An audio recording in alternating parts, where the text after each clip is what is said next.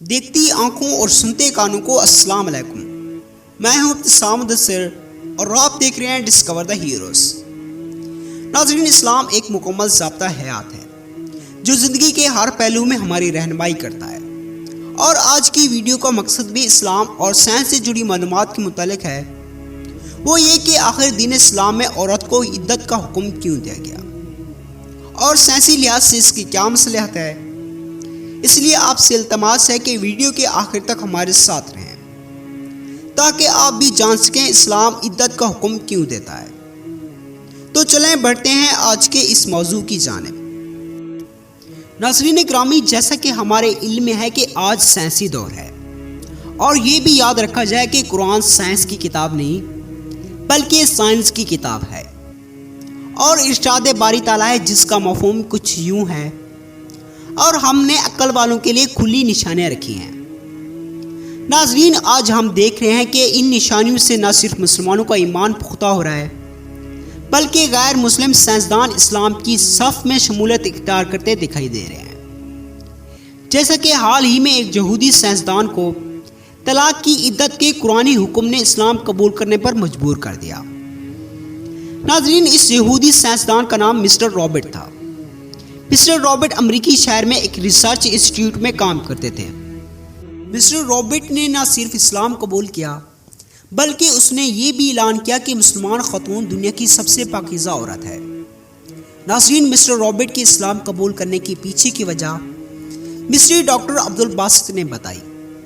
ان کے مطابق رابرٹ کو اسلام کے قریب لانے کی سب سے بڑی وجہ وہ قرآنی آیات اور احادیث ہیں جس میں عورت کو اپنے ایک خاوند سے طلاق لینے کے بعد دوسرے شخص سے شادی کرنے کے لیے 3 ماہواریوں کے انتظار کرنے کو کہا گیا۔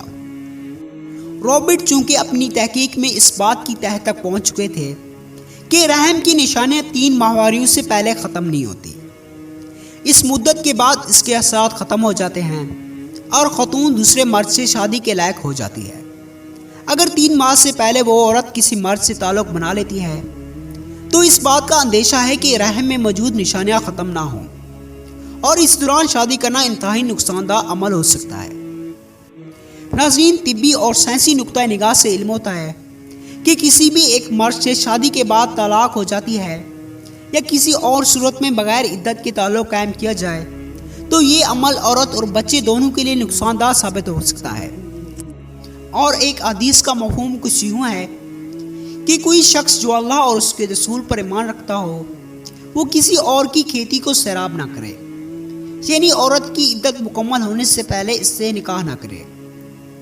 ناظرین، مسٹر رابرٹ نے امریکہ میں موجود مسلم خواتین پر بھرپور تحقیق کے نتیجے میں اس بات کا مشاہدہ کیا کہ شادی شدہ مسلم خواتین میں صرف ایک مرد کی نشانیاں پائی گئی ہیں، جبکہ غیر مسلم خواتین کا معاملہ اس کے برعکس تھا۔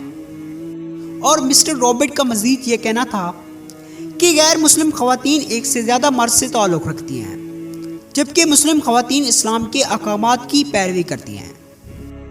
مسٹر رابرٹ کہتے ہیں کہ جب میں نے تحقیق کی تو میرے سامنے یہ حقیقت کھلی کہ میرے 3 بچوں میں سے صرف ایک بچہ میرا حقیقی ہے، باقی 2 ناجائز ہیں، اور اس بات نے مجھے سوچنے پر مجبور کر دیا کہ اسلام ہی سچا دین ہے جو خواتین کی عزت اور عفت کا حقیقی محافظ ہے، اور مسلم خواتین ہی دنیا کی سب سے پاکیزہ عورتیں ہیں۔